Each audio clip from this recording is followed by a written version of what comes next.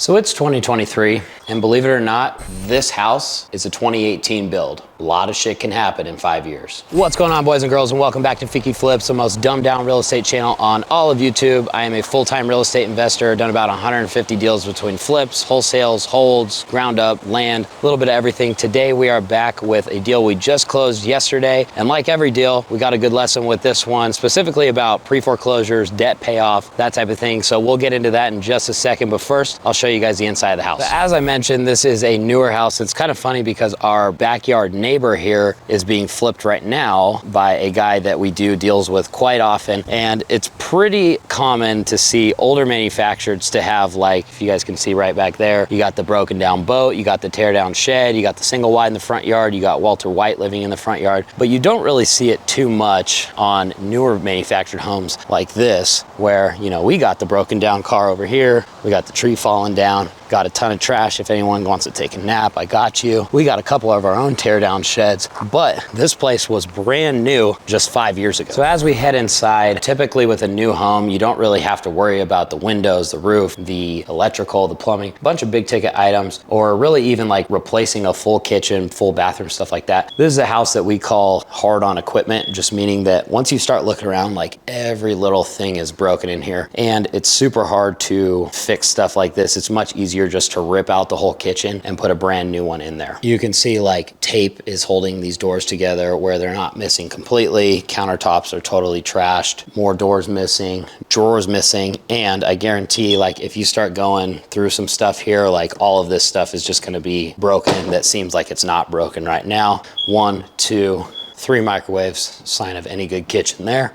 Definitely got some weirdness going on in the flooring here where the two sides of the home comes together. And even without that, there's just like a ton of gaps in the flooring once you start looking around here. Not super common for a home that's only 5 years old. Bathroom is much the same as the kitchen, needs a new vanity, and the rest of it is not that bad, just normal cosmetic stuff, but lots of evidence of water damage right here. Drywall repair. Basically, I would be willing to bet that hole, obviously it's from that, but I wonder how many rooms we can find that in.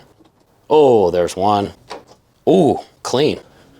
Oh, there's another one. Super, super common. I accidentally just turned this fan on for a second, but you can kind of see the buildup of dirt on all of these blades. Got some webs hanging off of them. As we head over to the other side of the house, we go into the master. So bedrooms are usually just bedrooms. There's really not all that much to do in them. More than likely, it's just drywall repair, paint, flooring, that type of thing. Trashing out the rest of this personal property that was left behind. And then master bath, you guessed it, looks just like the other ones, looks just like the kitchen. It's gonna need a new vanity. And then the surround, might be able to salvage that, just kind of depends. Doesn't look like there's really all that much water damage like the other bathroom here, and just really needs a deep clean along with a full cosmetic updating.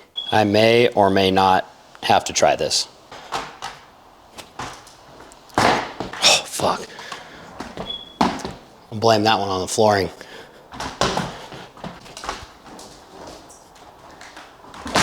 All right.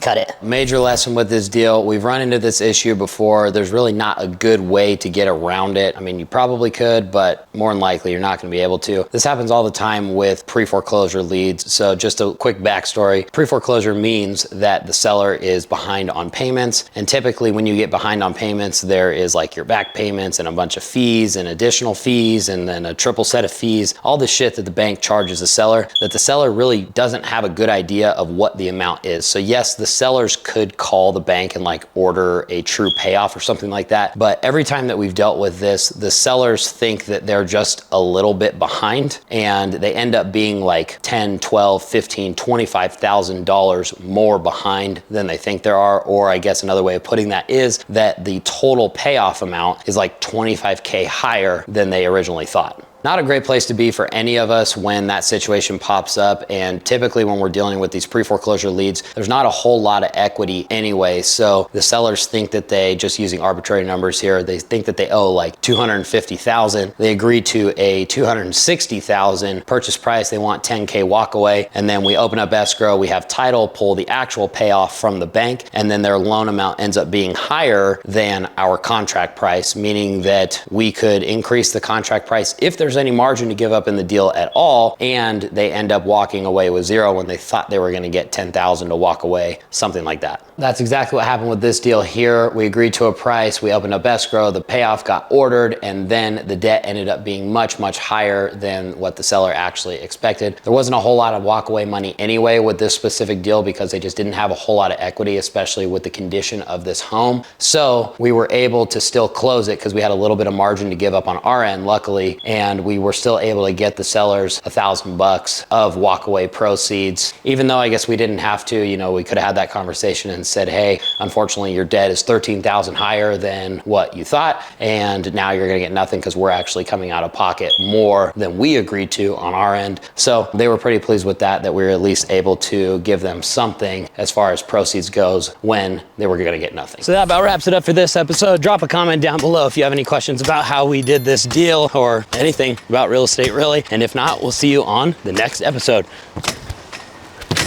Oh, still got it.